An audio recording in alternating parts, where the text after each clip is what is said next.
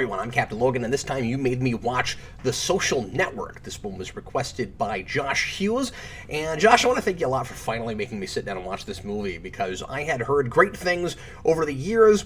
It was not a thing that I thought to go see when it came out. I remember people making fun of this as an idea when the announcement first happened in, the late 2000s. This comes out in 2010, and a couple years before that we hear there's going to be a Facebook movie, and it's like, yeah, okay, anything that's really popular, you got to find some way to make a movie out of.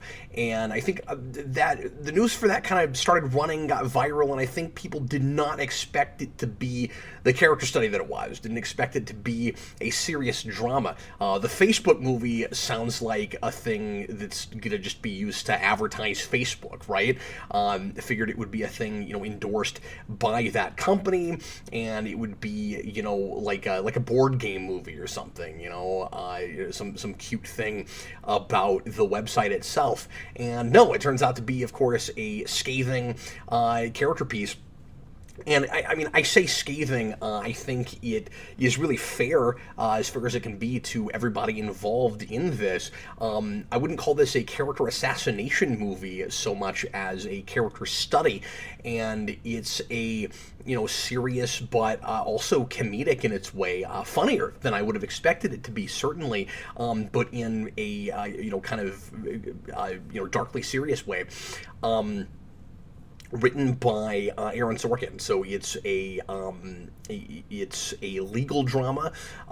It's in its way, it sometimes watches a little bit like a political thriller, although thriller is maybe too strong of a word.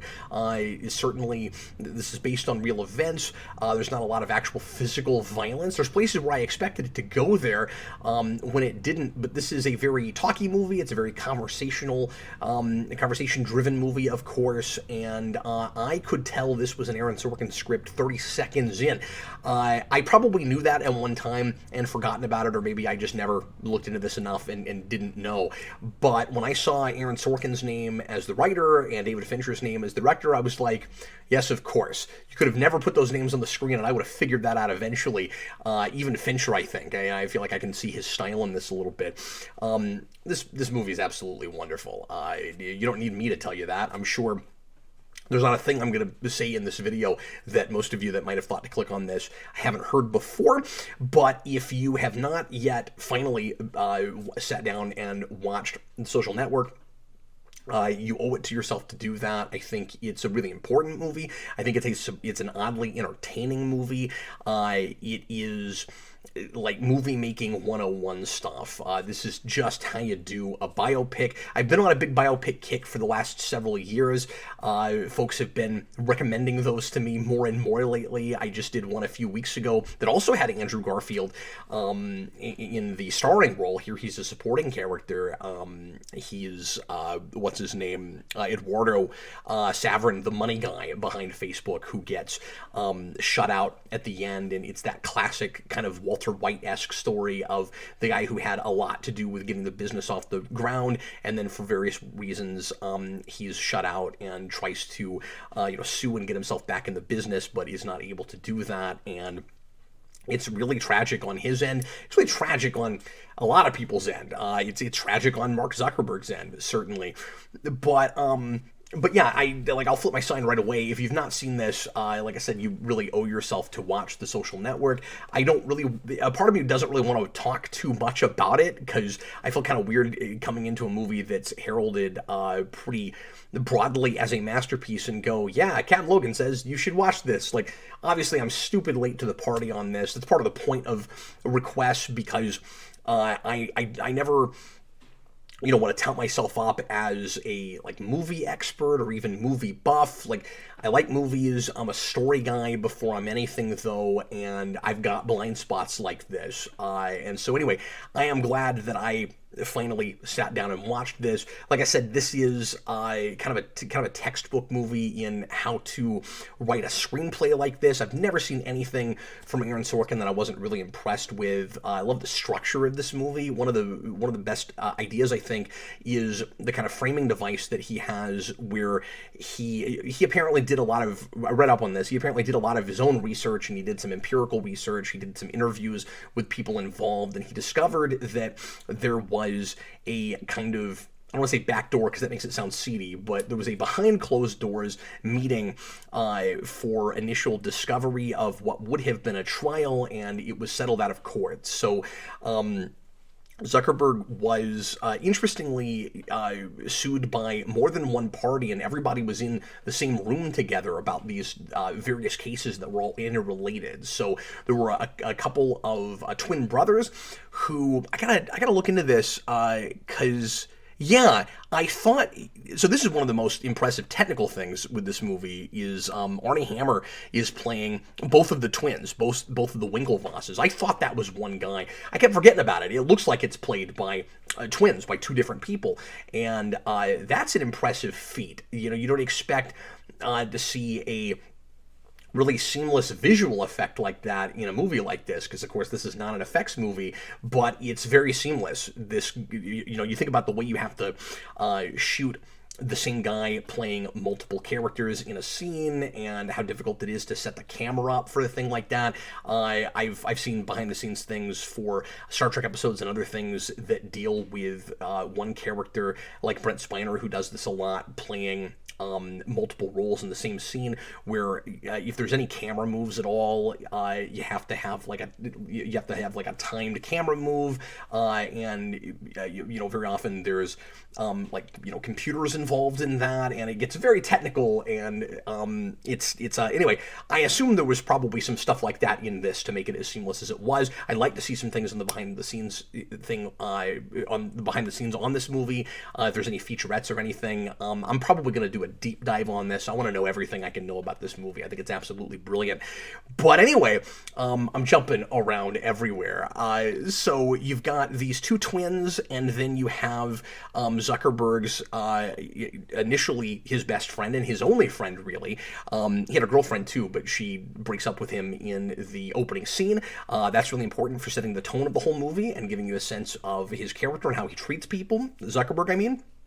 So you have Eduardo Saverin, who's played by Andrew Garfield. I said that his crowning role has probably got to be Hacksaw Ridge, but now that I've seen this, I'm like, okay, I need to see more of his catalog. I didn't know what kind of caliber actor Garfield really was. I mean, I love him in the Spider-Man movies he's in, but he's very impressive, and maybe that's not his crowning role. Maybe he's got other things that I would say even surpass it, because this matches it to me, or comes real close anyway, and he's just a supporting character in it. But so both of those sets of parties sue Zuckerberg for pushing them out of his company, either before it fully gets off the ground, when that was unfair, or in the middle of it. So in the case of the twins of the Winklevosses, they claim that Zuckerberg stole their idea, where they were going to make something like Facebook, and they needed a programmer, and they came to him because he did something, he built a website and a program that is not the same thing, kind of similar in that you're able, I guess it was sort of like, in a way, maybe Tinder before Tinder, if I understand how that works. The whole swipe right, swipe left thing, is that Tinder? I'm very out of touch with this stuff, but it wasn't a dating app, but it was basically just, here's all these girls in college, and you get to pick which one you think is more attractive than the other. And it was, of course, obviously a really controversial and really offensive thing to a lot of people. But the Winklevosses looked at that and said, oh, he might be our guy to program our website. And anyway, they sue him for And obviously, these are all more or less things that really happen. I'm sure the movie takes some creative license. But as I always say with biopics, it's a wonderful fiction. It doesn't really matter to me how far it strays from what actually happened in real life, unless it is claiming that it's exactly the way it happened. This is not doing that. This is a very much based on a true story kind of movie, still using all of the names of the people that lived in real life as their characters. But this movie would be just as interesting to me if you could sit me down and get me to watch it as it would have been like if it were a fiction, as it is knowing that a lot of this really happened and that this is kind of the Facebook origin story. So some of those things are certainly interesting. It's fun to see, how Zuckerberg came up with, at least in this movie, how he came up with the wall, and how, remember the wall, and the initial idea for status updates, and how all of those different things came together, how it started as the Facebook and later becomes just Facebook. So all of that kind of prequel origin-y kinds of things are interesting and well integrated and don't feel too cutesy. I don't feel like there's really too much of a sense of originitis or prequelitis with this, but that's just kind of the icing on the cake. That's not it's a cool novelty to maybe get you there in the first place, but it's not all there is. And again, it's not too cutesy about it. And then you have the money guy, who I think is probably the most interesting character in the film, Saverin, who puts up the initial money to get the thing started. I don't think the movie, I've only seen this one time, so maybe it would be obvious if I watched it again. I don't think the movie makes it clear enough where he gets his money from, like if he's just a kid with rich parents, because they're all going to college, or if he's built a fortune himself, or if he just has some money stashed away. These are not characters, real life characters that I'm familiar with. So everything I'm learning about, or at least much, obviously I know who Zuckerberg is, but I've never looked into the background of this. I'm just learning it as I'm watching this movie for the sake of the fiction. Like I said, I'd like to do a deep dive. It would be fun to find out how much of this is, what creative license was actually taken. From what I've read, it's kind of less in the actual historical events, the creative license, and maybe more in just the way certain people are characterized. Like maybe some people weren't quite as cold as they seem in the movie. From what I've read, it seems like maybe there is, or at least criticism from some of the real life people involved, or that knew some of these people, is actually more that characters are more vilified than they're glorified. Not to say that anybody is like full-on vilified in this, I don't think. But I think these characters are pretty three-dimensional and feel like real people. We're mining truth with everyone in this, I think. The closest thing to a full-on vilification is probably Justin Timberlake's character, Sean Parker, who is the inventor of Napster, who had, obviously the big failure with that because he was, sued into submission by the big record labels. His attitude is, I brought down the record industry, and he has this really interesting business philosophy of, regardless of how much money you have and what your resources are, if you have a good idea that could be $1 billion idea, you have to put everything you have into it and more. He seems to be spending money he can't possibly have. I don't know if that's true, but it certainly seems like it. And he's not interested in advertisers. He's not interested in getting money right now. It's all about being the next big thing, building up clout and fame, and being the first to get there, and then the money will follow. And of course, the most probably despicable character in the movie ends up being the reason that Facebook gets as big as it does, because Zuckerberg follows his advice as opposed to Saverin's advice. So it becomes very much a kind of battle between business sense, and no matter who you have to step on in order to get there, you're kind of ends justifies the means versus value ethics argument, where he'll do whatever he needs Parker, and step on anybody he needs to in order to get to where he wants to be and to build this company to where he wants to build it, versus Saverin's character, who is probably the most likable character in the movie, and naturally at the end loses the most. And so he is the kind of moral compass. He's the guy who's not going to do anything that's not above board. He's doing things a lot more traditionally. He's looking for advertisers when Parker says that's not what we need to be doing. We just need to get this company as well known as possible, get everybody on college campuses using Facebook. Remember, this is well before Facebook was everywhere. You see it get into like 2 other countries in the movie, and you see how big of a deal that is, and it doesn't even get out of college campuses by the end of the movie. I like that this isn't, the life story of Zuckerberg up until the time that the movie is made. It's about this very particular moment in time, or really more about 2 moments in time. It's the building of Facebook and the legal issues around it.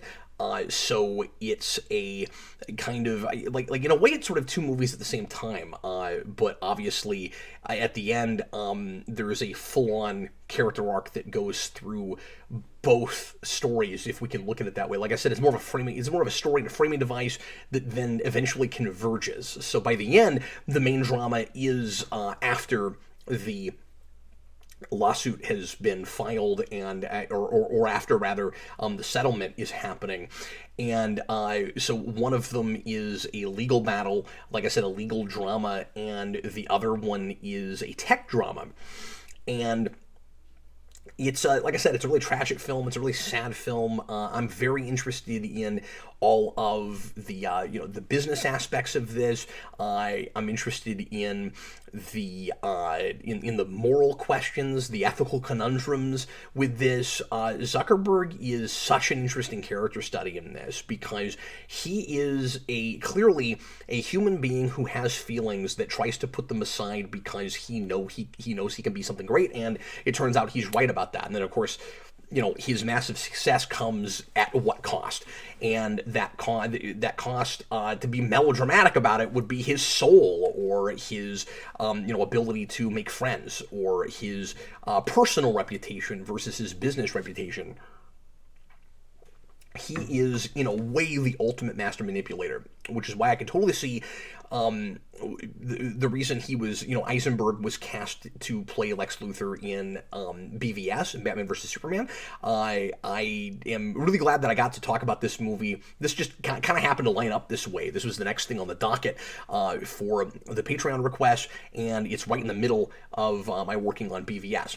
It would have been after that if that video series had gone as fast as I expected, or if I had put out fewer videos than I expected to. I've been doing those weekly, but it's turning into 4 parts. It's a monster now. It was supposed to just be 2 initially.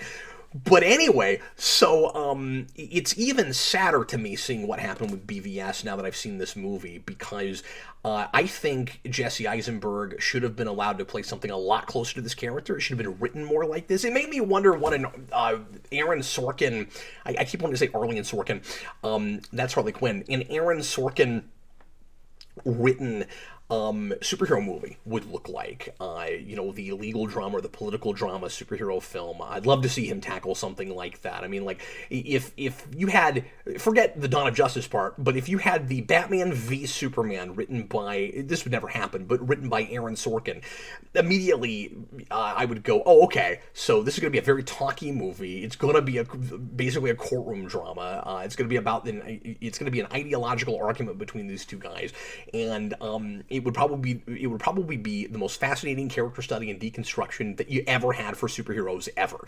And I would love to see him write a Lex Luthor. And I'm not saying that it would have been smart, or even after seeing this, probably what I would have wanted, just to have him basically copy what he did with Mark Zuckerberg, because it would be kind of disingenuous, maybe a little mean-spirited, and just too on the nose and obvious to take a real-life character, a larger-than-life person who people have, various feelings about, and who has been, criticized quite a bit for his business practices and the way he treats people and the way he seems to maneuver and manipulate people into a comic book supervillain who is pre-established. So you go, well, we'll just make Mark Zuckerberg Lex Luthor. I wouldn't want that. But I would love to take the kind of archetype I'm seeing here, which feels like kind of a new modern archetype. It's the master manipulator who nobody can, even after he has worked his magic, can tell for sure whether he is liable for everything he has done. Mark Zuckerberg in this movie, Eisenberg, who is amazing. I mean, this is, well cast across the board. Everybody's great. I've liked Justin Timberlake in the couple things I've seen him in. He's phenomenal in this movie. And I talked about Andrew Garfield already. But you get somebody like Eisenberg in a Lex Luthor role, and you have them play this kind of modern tech mogul type like Zuckerberg, but again, not exactly that character. And what you take from it is he's a self-made man. He knows more than anybody else in the room. He doesn't have any patience for anybody who isn't immediately with whatever he's saying and who doesn't have any ambition. And he is a guy who is willing to do whatever it takes to create success. Nothing I've just said isn't already baked into at least modern, corporate tycoon Lex Luthor in the first place. What you take beyond that from Eisenberg, from what he's doing with Zuckerberg in this movie, is besides just making him a younger businessman, maybe he made his money through computers or through web building or something, is you make him this guy that even Superman can't tell how much of his machinations he's responsible for. Maybe there's a part of him that doesn't even know. Maybe a lot of what he does is self-conscious. There's a question about that through this movie. There are some things where it's really clear that he intentionally got one over on someone in order to get ahead himself. And he, from the very beginning, we make it very clear, he's not afraid of the law. He's not afraid of breaking school rules. He's not afraid of offending people. And in fact, he offends people as a matter of course. Zuckerberg is, in this movie, I have to keep putting in that caveat because I don't know exactly what he's like in real life. But this character that I saw in this movie is so narcissistic, if that's the right word for it. He's definitely arrogant. He seems to me like a guy who's got some elements at least of classic narcissism, and maybe you could go as far as megalomania. I don't know, but he's a guy who can't help but say whatever is on his mind because he thinks that he's so brilliant and right about everything that people have to know about it. And that gets him into trouble all the time. And and I've known people kind of like this, people who are so good at playing a game, be it in, like a card game you're playing with them, or a board game, or just the game of life, that they don't know how to let themselves lose. Like, even if it's a moral question, where it's just, well, the point is to get ahead. The point is to win. And I know how to do that. And the question of hurting people's feelings or even doing something that might get you into trouble are very far down on your list of things. And so there's stuff that Zuckerberg does in this. Like, sometimes, for instance, stealing the idea from the twins. It is debatable, just in the context of this movie, whether or not he actually stole that idea. It seems like he kind of has it before he goes and talks to them. And it's after that conversation that he really starts building Facebook and decides exactly what that would look like.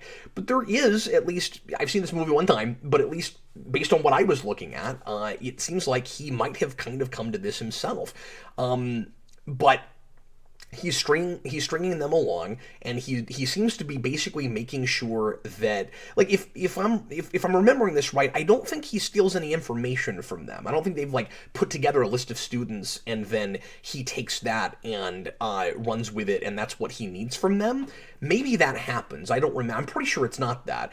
I think it's just, tell me in the comments if I'm wrong about that. I think it's just that he knows that they have the same idea that he does, or he likes their idea, and he wants to get ahead of it and not really cut them in. But in his mind, and I can't tell, this is a character that we're pretty walled off from, and we have to be, because this is not a guy who, it's funny, he says a lot of what's on his mind, but he doesn't share feelings, because I don't think he processes feelings, really. That seems to be a problem for him. And so what he'll do is he'll go, well, I didn't intentionally steal this idea from you. I didn't intentionally string you along. I just got to a place where I didn't think that, like, I thought that there were problems in the design, and you guys didn't really have the right idea, so I went off by myself and did it. And I can't tell if he intentionally cut them out or if he just wasn't thinking about them. He's got an absent-minded professor thing. This is a guy who runs off, works by himself.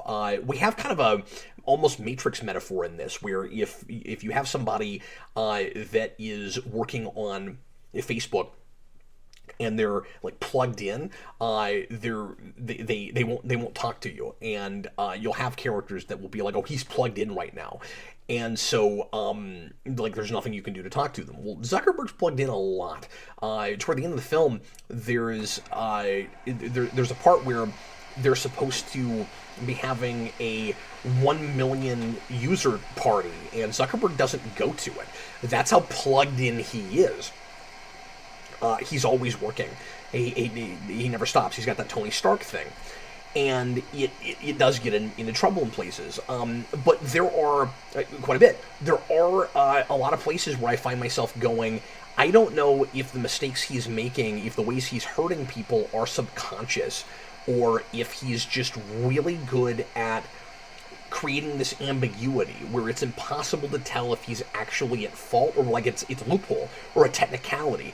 And then there's more direct things where you go, there's a thing with Saverin where he gets in trouble with the school, and it messes with his reputation real bad, where there's this, like, stupid kind of, like, frat-type thing that he has to do, where he has to carry a chicken everywhere. All of this could have been resolved, by the way, by just not having some of these stupid college rituals that we do. And there's an article in a magazine about where it's leaked that he, like, fed his chicken some chicken, which ends up being kind of funny in the scene, but also, like, really kind of messed up and sad, that his reputation gets messed up the way that it does, where he gets in trouble for animal cruelty, and he's just trying to keep his chicken alive, and he's like, I didn't even know that you couldn't do that. He has this great breakdown that's actually surprisingly amusing, where he's like, look, there's, like, fish that eat other fish, so why is that a problem? And like, I don't know, it's disturbing and also, like, it's tragic and hilarious all at the same time. But there's this big question as to whether or not that was planted by Zuckerberg. And, like, Saverin assumes that, or Saverin, pardon me, assumes that that he did. And he basically says point blank, oh, you leaked that. But the movie never says for sure that he did, and we don't get into Zuckerberg's head, because nobody can do that. And so I don't know. He may have done that, or he may not have. It's hard to say. And you can say that about all kinds of stuff in this. Like, how much at fault is he ultimately? I would love a Lex Luthor that's like that, where Superman doesn't even know if he's at fault. We get close to that in a lot of things with Lex, where, and I don't mean to talk superheroes too much, but part of the reason I was excited to watch this was to see what that performance was versus the somewhat bizarre performance that Eisenberg gives in BVS, because he just does not have the right material to work with, and what he's given there was not right for the original vision for that character if it was supposed to be anything close to this. Because again, first of all, he should have been a self-made man. Like it shouldn't have been his dad built his empire. But he ends up just, playing it like he's, very, very crazy. And he still has that OCD thing, but I just don't understand that character. And I mean, this is a Sorkin script. I completely get this guy. He's a very complex, kind of contradictory person. And you have Superman stories where Lex finds those kinds of loopholes, and Superman can't quite pin things on him, but he knows for sure that Lex must have done a thing. It would be really interesting to have a Superman who never knows where he stands with Lex, where they're almost friends in present day, not just like when they grew up, but like Lex keeps giving him every reason to work with him to make the world better, where like they're the most powerful men on the planet, Lex with his money and Superman with his superpowers, and Lex is constantly using Superman with his powers to get ahead in his business, but also he happens to be like doing good things for people, kind of like Facebook. He's bringing people together. Never mind the the kind of cesspool that the internet turns into later, because none of the people here. It's funny because they're all thinking about the future, about what Facebook could be and how popular it could be and how much money they could make, but they're not thinking about the future in the responsibility they have to what they might be turning the world into. Nobody ever has that thought. There's this, I don't know, I keep feeling like I'm going too far with terminology, but there's almost this chilling moment for me where Justin Timberlake, Parker, goes something like, we used to live on plantations, and then we lived in cities, and now we're going to live on the internet. And that got me in a place. He's not looking at it as the internet is supplementary to real life. He wants us to be cyborgs. He wants to get us to a place where you can't tell where the man and the machine ends, where we're just plugged in all the time because it's good for him. And that's kind of the implications of that are kind of scary. In fact, he is looking ahead. He does know how he's affecting the culture, and likes that. He's not afraid of the responsibility of that. As I guess in that way, he's kind of the least human character, maybe, just because we never really see the emotional side to him that we see to Zuckerberg, the guy who really does want friends. It seems like Parker doesn't really need anybody. He really uses people. He uses people in a more blatant, like, traditional Lex Luthor way than, like you might expect. And it's much more subtle with Zuckerberg. And I think part of that is supposed to be because on some level, whether he really cares about other human beings or not, he knows he needs them. He wants friends. And I think one of I think the coolest thing about this movie is the bookend. He's dumped at the beginning. There's this brilliant scene where Sorkin is writing a mile a minute, and I don't know how he does this. He's one of the best dialogue writers that has ever lived, and this guy can make everybody talk really fast and be very clever and have all of these really like surprising and funny like pop culture references and all of this super witty banter. And it doesn't sound like, they don't all sound the same to me. I don't know how he does that. And he makes it all seem like realistic dialogue, even though in the real world, people don't all talk that fast. And they don't all talk that articulately. But within the context of a Sorkin piece, it always feels real to me. He's able to, he's able to suck me into his universe and believe in the internal logic of it. So he can lie about that. He can go, look, this is realistic. For the time that I'm there, it is. And watching something written by Sorkin, like this made me just want to binge West Wing, because I've only ever seen a few episodes of that. I keep meaning to go back and do more of it, and now I just want to consume a bunch of Sorkin, because it's like, as a writer, like for me, it's like injecting me directly with caffeine when I watch a thing like that.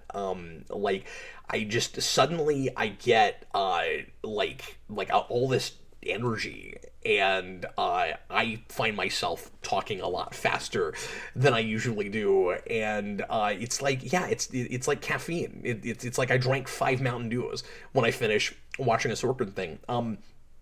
But you get that great opening where he's dumped, and you learn everything you need to know about this guy. His antisocial behavior, his OCD, his brilliance, his obsession with preciseness.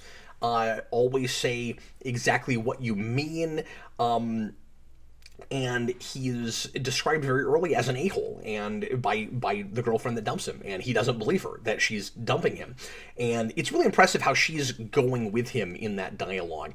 He's extremely condescending and doesn't even realize it. He's basically telling her that she needs him to get anywhere in life, and that she's not as smart as he is, and she seems nearly at that level to me. But then when you get to the end of the movie, there is, the closest thing that he has to a friend at the end of the movie is one of his lawyers.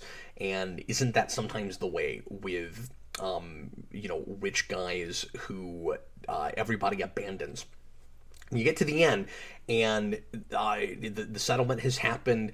He's lost his best friend forever. And there's a girl who was on his defense team who tells him that he is not an a-hole, calling back to that first scene. And this is a guy, by the way, if you've seen the movie, with what's on his business card, he certainly seems like an a-hole, but somebody gave him that. Somebody told him to do, Parker, I believe, told him to do that. Like, the question is he forcing that? Is he trying to be an a-hole? And that's what she says. She says, you're not that, but you try so hard to be. And that gave me pause. I thought maybe, this is right at the very end of the movie, and I thought maybe the movie had finally kind of lost me just a little bit, because I'm like, nah, it seems baked into his DNA, being an a-hole. And then I realized what the movie was saying with that, with what happens next. And I'm going to spoil the ending, because I think it's brilliant. And I think, even if you've not seen this movie, and again, if you don't want to hear the ending spoiled, go watch it and then come back and maybe finish the last couple minutes of this video. But I realized what it was doing. I think that kind of is baked into his DNA. I think he has a really hard time not acting above people, acting superior, expecting people to kind of live on his terms. But he also really needs friends. That matters to him, and it's the one thing he doesn't have at the end. You get the typical, words on the screen that tells you where everybody is at the end, or like where they are in the present day from when this movie was made. And Facebook is now worth $25 billion.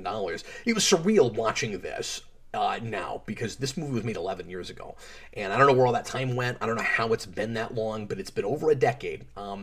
This movie was made just as I started doing Geekvolution. I think I was like a year in, and already in 2010, it's worth $25 billion. And this guy has this massive company. He's the youngest billionaire of all time. And the one thing he doesn't have is friends. And the irony is, of course, and I love how this is brought to the fore without anybody having to talk about it. This is one of the big things that's done with visual storytelling. He built a website about bringing the world together. And he did that. And that's about having digital friends, and the word friend takes on a different meaning with Facebook, and takes on a different meaning in reality because of things like Facebook. And you friend a person on Facebook, it doesn't mean that you're actually friends. So Zuckerberg has millions of friends on Facebook, and he has no friends, no real actual friends.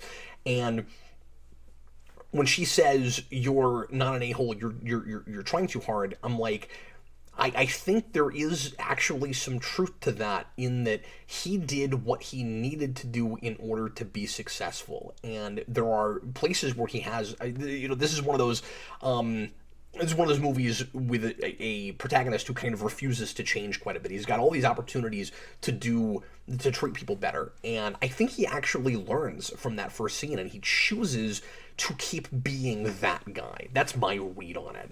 And so, again, talking about the character in the film, you get to the end, and he, and it's bookended where he finds his ex-girlfriend on Facebook. And remember, there's a place in the middle of the film where he goes back to her and is trying to get her to pay attention to him again, because now he's getting more successful and a lot of people are using the Facebook, and he thinks he can win her back. And she's like, I didn't forget about that blog where you said all these horrible things about me, like horrible things about her.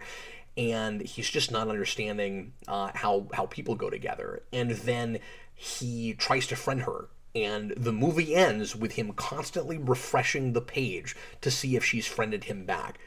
The guy who made the website to bring us all together doesn't have any friends. It's wonderfully tragic. Like, Sorkin found the brilliant fiction within the reality. And I marveled at it. Like, everything I've ever seen from him, and Fincher too. I mean, he's a wonderful director. But of course, I'm real focused on story, and everything I've ever seen written by Sorkin, he just hurts my feelings with how good he is. Like, I'm so jealous of that writing. I imagine a Sorkin screenplay has got to be 3 times longer than your average screenplay. Like, usually a script of screenplay is 1 minute in a movie. His has got to be more like 3 minutes in a page, with how much dialogue he's got to put down, and yet people are talking really fast. So I don't know, but yeah, right away I was like, oh, this has got to be a Sorkin thing. Or I was like, file it away, like it sounds like a Sorkin thing, make sure to say that, because like I said, I didn't remember if I had known before who wrote this. And then his name comes up, and Fincher's name comes up, and I'm like, well, yes, of course. Like I would have eventually, even if it never came on screen, would have assumed that those are the guys that had to have made this movie. I found myself comparing it a lot to my favorite biopic, and this is gonna kind of turn into neck and neck for me, probably, or in my top 3 maybe. And that's just of like biopics that I most have enjoyed and might want to go back and watch again. I'll definitely see this movie again. I think personal preference wise, it's still The Founder. I love The Founder. I love Keaton in that. I love the period piece. This is interesting because if somebody found this in a drawer 20 years from now, and watched it, you could watch like a period piece that was made like in present day about the past. Like, this is going to weirdly be a timeless film, I think. And you could say that about maybe any biopic that works, but it's very strange. I'll talk about The Founder in a minute. It's very strange to me that this movie comes out 7 years after the events that happen in it. And that is a really, like, early time to make a movie. That's pretty soon after those events. Like, it comes out 7 years after, which means it's in development and being made probably, 4 years after. 4 or 5 years after, I don't know. And yeah, I always think it's weird to make movies like that close to when things actually happen. You don't have any historical perspective from it. You don't have, any relative sense of how it's impacted the culture or anything. This movie had its finger on the pulse. I mean, it feels like it can read the future almost. It's like it gets how Facebook is changing us. And in 2010, this is before, the stuff hit the fan, as it were, right? Like, we're a couple years away from things getting like horribly, terrifyingly volatile, where you wonder if you should even be using social media at all. Like, we're right on the cusp of that. And this movie is in development well before you'd have too much of a sense of that kind of thing happening. And, like, maybe you can read the writing on the wall, but, like, it looks like a thing that's got perspective. It looks like a thing that had to have been made 10 years after it was made. Like, this should have come out last year or the year before. And it's astounding. Like, I think if it came out now, it might be heralded as even more brilliant than it was back then. Unless people were harsher on it because of, some of like the political incorrectness and things like that. Because I know that it was, some people complained about like how, misogynistic and mean its characters were. But Sorkin, I read about this, Sorkin came back with those are the people I was writing about. Like, I was writing about misogynistic characters, so they're acting that way. It's not like there's not, to some degree, consequences for it. And some of what the movie's about is when there aren't consequences for terrible behavior, because life ain't fair, and there aren't always. Like, the guys who are the worst of people are the ones who make out the best at the end of this, and the best person in the movie, again, gets completely screwed. Anyway, so this will be my last point. The Founder is a movie that has a similar track to this. That's Michael Keaton playing Ray Kroc, who was the founder of McDonald's, but it was an idea he stole from two brothers. And he's not just the idea, but the intellectual property. And there's maybe an element of that to this as well. Not so much with intellectual property, but I guess just, stolen idea.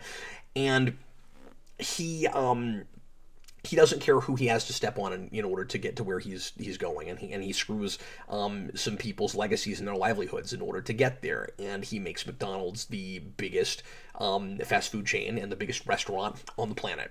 And same thing with Zuckerberg and Facebook. And the big difference between them is the emotional place they are at the end. So you get to the very end of this, and keep in mind, we jump like a couple decades ahead to see Ray Kroc about to give a speech at the end of The Founder, and so he's in a different place in his life. Here, it's not that much longer after the main events, to be fair, but both of them are really tragic, and I would not call them optimistic endings. And they're both about the ways that people in power have the ability to bend or break the rules and get away with it. Oh, well, yes, I did an illegal thing, or there's reason to believe it might have been illegal. I settle out of court.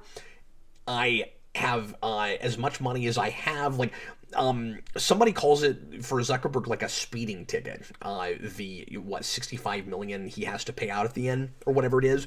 And it's like, it's this messed up chicken and the egg thing, where it's like, well, the reason it's not going to hurt you that bad to have to pay the penalty, the consequences that you do have for the ostensible terrible things that you did, or maybe the alleged or definite terrible things that you did, is a drop in the bucket and not a big deal, because you're as rich as you are because you did those things in the first place. How's that right? The same thing is true with Ray Kroc.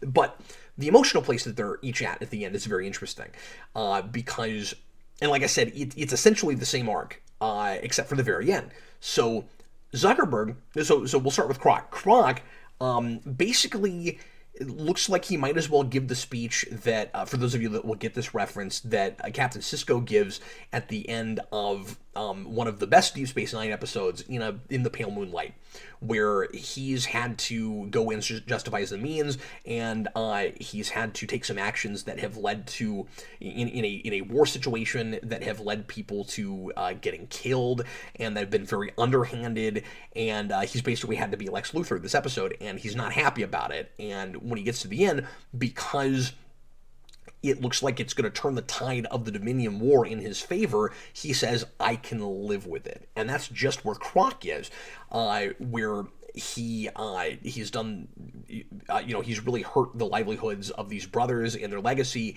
and he basically looks like he's about to look in the camera and say, I can live with it. That is the price for getting ahead, for being successful. And that's not where Zuckerberg is. Zuckerberg is refreshing a page, hoping to get a friend request, or an answer to a friend request from an ex-girlfriend that he misses and wishes he could be with. Can he live with it, is the question at the end of this movie. I read that Sorkin is willing to write a sequel to this, and interested in that as late as last year, if only Fincher would direct. He said, I won't write it if Fincher doesn't direct it, and he says that there have been plenty of interesting things that have happened in the interim that he could make good drama out of, and I really hope that happens. Usually I would not be real excited about the notion of a sequel to a biopic if the right people are involved. I mean, the nice thing is this was made so early that, yeah, you've had a lot of life since then, and I've not read much about Zuckerberg. I don't know what he's done since this, or even in real life during this. it's a brilliant film, and I can't say enough good about it. I've talked too long. I didn't mean to get to nearly an hour all by myself on this movie. I am feeling it. This is probably in my top 3 movies that I've had to talk about on Patreon request, and I want to thank Josh once again so very much for making me watch this one.